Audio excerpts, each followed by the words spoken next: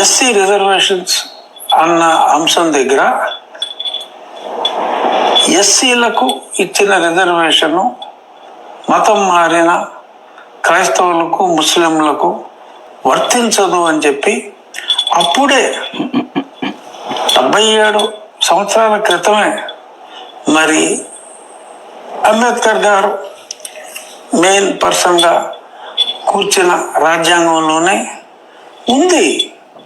Sir ఇది అంటే ఈ సబ్జెక్ట్ అందరికీ తెలిసిందే, ఇంకా మాట్లాడారు. పైగా రీసెంట్గా సుప్రీంకోర్టు కూడా చెప్పినట్టుంది కదా, ఎస్సీ రిజర్వేషన్ మీద ఉంటే వాళ్ళకి చెల్లదు అనేది క్రైస్తవులకి. ఈయన అది కూడా ఉటంకించారు. కానీ ఒక వ్యక్తిగత వివాదం రాజకీయంగా ఎక్కడికి వెళ్ళిపోతుందా వీళ్ళిద్దరి మధ్య? ఫస్ట్ అది ఎలా చూడాలి? వీళ్ళిద్దరూ తెలివిగా వ్యవహరిస్తున్నారు అన్నది మనం చూడాలి. వాళ్ళ స్వార్థ రాజకీయాల కోసం జనాలని వాడుతున్నారంతే. రఘురామకృష్ణరాజుకి యాక్చువల్గా ఇదివరకు జగన్ పార్టీలో ఉన్నంతసేపు, వైఎస్ఆర్ కాంగ్రెస్ పార్టీలో ఉన్నంతసేపు పెద్దగా వాల్యూ ఉండేది కాదు. ఎందుకని? జగన్ పట్టించుకోకపోవడం, లేదా ఏదైనా ప్రెస్ కాన్ఫరెన్స్లు పెట్టినా ఏదైనా మాట్లాడడానికి అవకాశం ఇచ్చేవాళ్ళు కాదు. అటు మిథున్ రెడ్డిలో, విజయసాయి రెడ్డిలో, వైసీపీలో ఉన్నప్పుడు మీరు అనేది.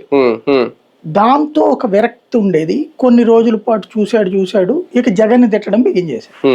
జగన్ని తిట్టడం బిగించేసిన దగ్గర నుంచి మీడియా అంతా ఆయనకి హైప్ ఇచ్చింది. మామూలు హైప్ కాదు, భారీ హైప్. సొంతంగా రచ్చబండ